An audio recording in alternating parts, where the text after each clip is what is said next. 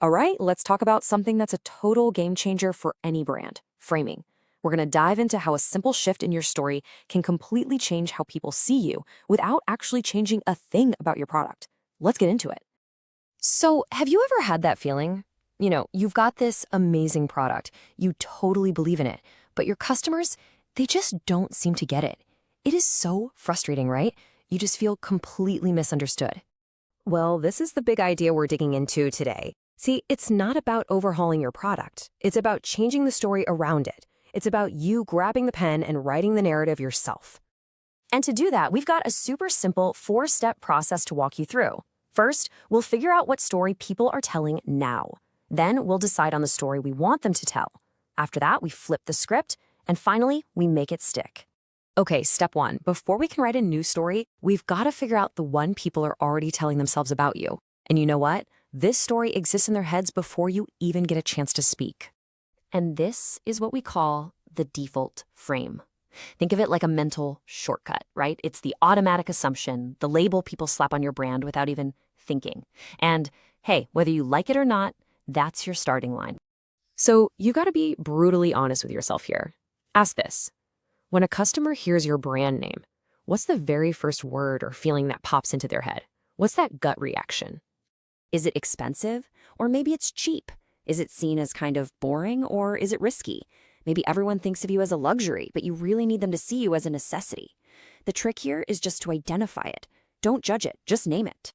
All right, so you've diagnosed the current situation. Now it's time for the fun part. Step 2. You get to decide what you want the new frame to be. This is where you stop reacting and start directing. You are literally choosing how you want to be seen. It's a massive strategic choice about who you are and where you fit in. So, what's it going to be? Do you want to be the safe, reliable choice? The premium, top shelf option? Or maybe you're the rebel shaking things up? You could be sustainable, fun, or super exclusive. The choice is yours. And I love this exercise because it's so simple but so powerful. Just fill in that blank. When people think of my product, I want them to think, what? Seriously, write it down. That one little word or phrase, that's your new guiding light. It's your North Star. Okay, let's get to step 3. This is where the real magic happens. This is the narrative flip. We're going to take a simple fact, maybe even something people see as a negative, and we're going to reframe it into an amazing positive. Okay, check this out. The default story is price goes up on weekends. Ugh, that feels like you're being punished for shopping on a Saturday, right? But watch this flip.